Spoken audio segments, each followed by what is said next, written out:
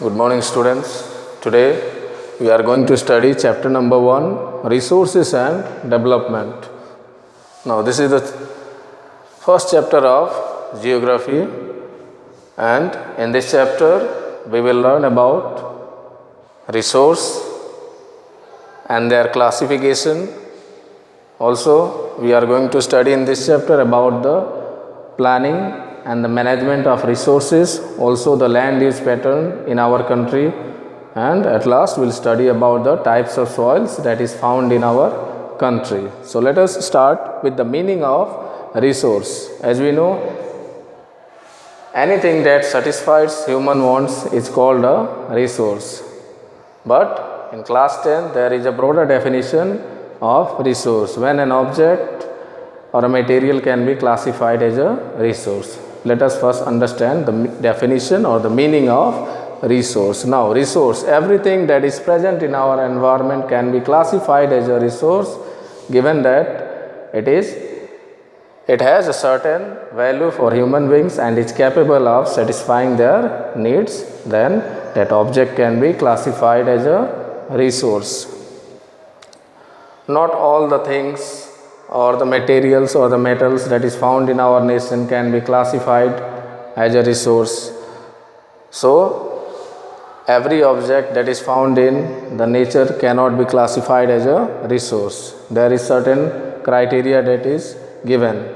The first one, that is, a resource should be economically feasible. Economically feasible means if we extract the minerals from the interior of the earth, and after extracting if it is economically profitable or beneficial, then that mineral or metal can be classified as a resource. That means if we are spending the funds, then after the extraction that minerals should be economically profitable, then only that mineral can be classified as a resource. Second, that is technologically accessible. Technologically accessible means we should have the technology in order to extract that mineral or material or metal from the interior of the earth. That means it should be technologically approachable in order to become a resource. Third, that object or metal should be acceptable by our society, or it should be culturally acceptable in our society. Then that metal can be classified as a resource. That means it should be economically feasible, technologically accessible, and it is recognized by the society. Then that object can be classified as a resource. Now, the classification of resources. There are certain classification that has been made of resources. The first one is on the basis of origin. So, on the basis of origin, the resources are classified as biotic and abiotic. Biotic means those resources which are living things, or living resources are biotic resources. For example, plants, animals, even human beings are also a resource. So, all these are biotic resources. Abiotic means non-living things. So, examples of that can be land, water, air, wind. All these are abiotic resources on the basis of origin. Now, the second classification is on the basis of exhaustibility. So, on the basis of exhaustibility, there are two resources, that is renewable and non-renewable. Renewable resources are those resources which get renewed or regenerated after certain period of time. Now, the examples of renewable resources can be solar energy, wind energy, plants and animals. All these are renewable resources.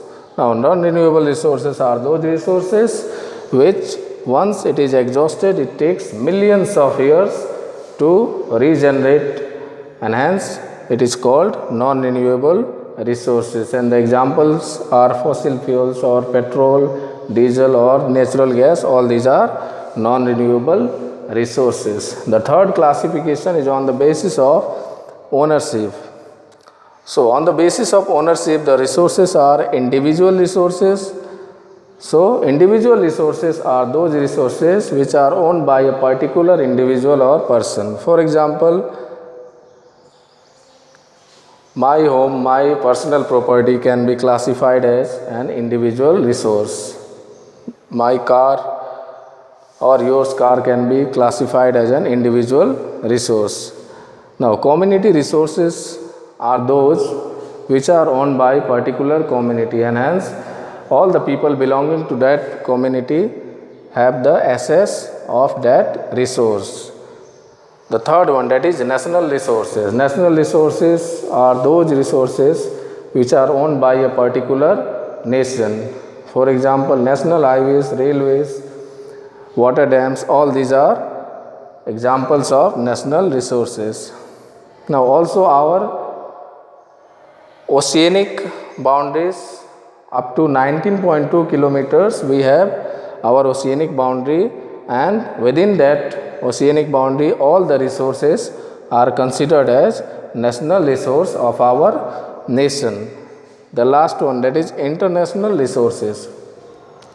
International resources are those resources which are beyond our oceanic boundary. That means if we are going beyond 200 kilometers in the oceanic boundary, then if certain minerals or materials or resources are there, then they are classified as international resources. If any country wants to extract that mineral or resource, then they have to take permission from international organizations like United Nations organization or other international institutions in order to make use of that resource, because it comes under international resource or international boundary. The last one, that is on the basis of status of development. So the first one, on the basis of development, is potential resources. Potential resources are those resources which have the ability, but it is not fully utilized by the humans in a particular region. For example, we can take example of Gujarat and Rajasthan state. It is given in our NCERT textbook that Rajasthan have enormous chances or potential to utilize that solar energy, but it is not fully utilized. And also in Gujarat state there is potential of wind energy, but it is not fully utilized by the Gujarat state.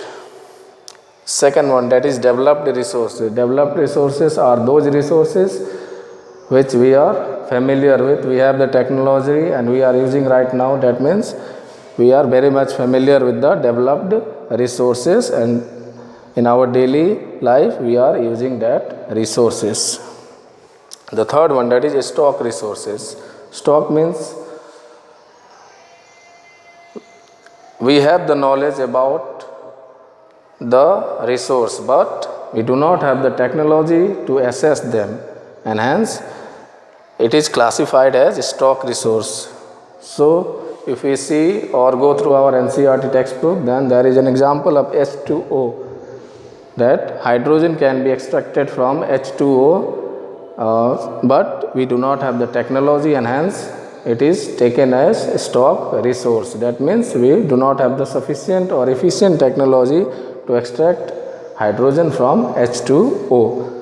The last one, that is reserve resource. As the name suggests, it is kept as a reserve for future generation. For example, we have the water in dams for the generation of hydel power or for the generation of hydroelectricity for our future generations.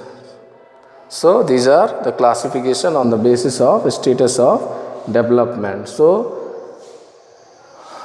we have studied the meaning of resource, also when a metal or an object can be classified as a resource, also the classification. So in the next class we will study about the resource planning in India and also the land use pattern in India.